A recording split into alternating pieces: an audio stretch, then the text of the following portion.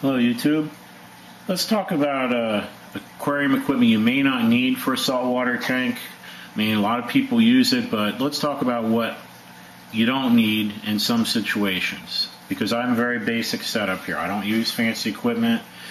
First thing is testing equipment, testing the water. I've bought test equipment before, used it sparingly.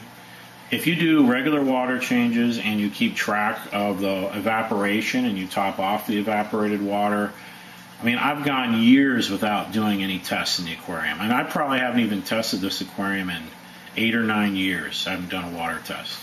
Okay? It's just a matter of using, doing the appropriate water changes. And part of the reason I don't worry about it is I do use ocean water.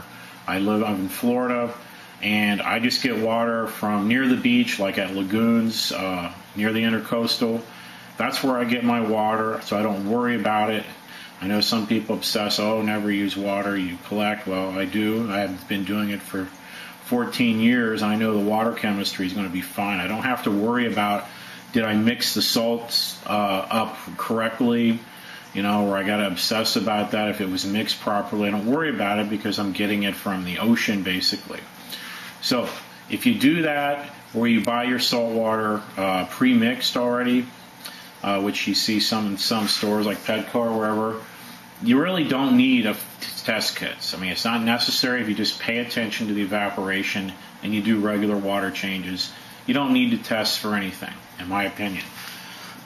Excuse me. Another piece of equipment I never use is a heater. Okay.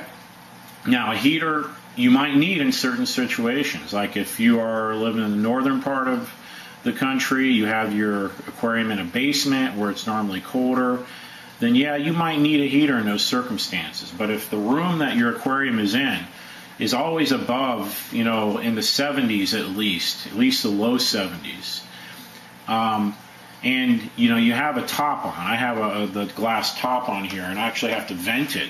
My biggest problem is keeping the aquarium cool. But if your room temperature is always at least in the 70s, and you can pretty much count on that, you really don't need a heater. Okay, the lights provide heat, the pumps provide heat, and there is a drop off at night if those things go off, if your lights are off. But I've never had a problem, at least with the corals and fish I've had. I've never had an issue with it getting too cold at night, and temperature fluctuations. It's never been an issue. Now, on the other hand, of course, a chiller.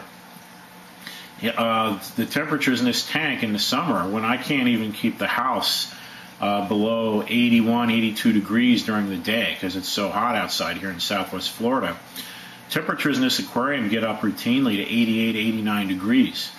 But the coral, the fish don't suffer. Fact is, the ocean temperatures, if I go swimming at the beach, they're 89, 90 degrees sometimes in the Gulf of Mexico.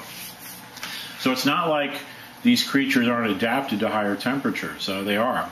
So I don't worry about a chiller in that circumstance. It's never been an issue, at least with the coral I keep. Now, there might be some corals, like your hard corals or whatever, that are a little more prone to being influenced by water temperatures, but the soft coral I keep is pretty basic, and the fish I keep, never been an issue. So again, a heater or a chiller, in most cases you should not need one. Okay, a protein skimmer. Protein skimmer, you only need a protein skimmer if you're keeping a lot of fish in the tank and you're heavily feeding your tank. I have 5 fish in this 55-gallon. None of them are big. I wouldn't put more than these 5. This is a maximum I would put in for a 55-gallon tank. I only feed a little bit of flake once a day. Let them nibble on the algae, and that's what they routinely do, and these fish have been going for years in here. This tank has been going for 15 years.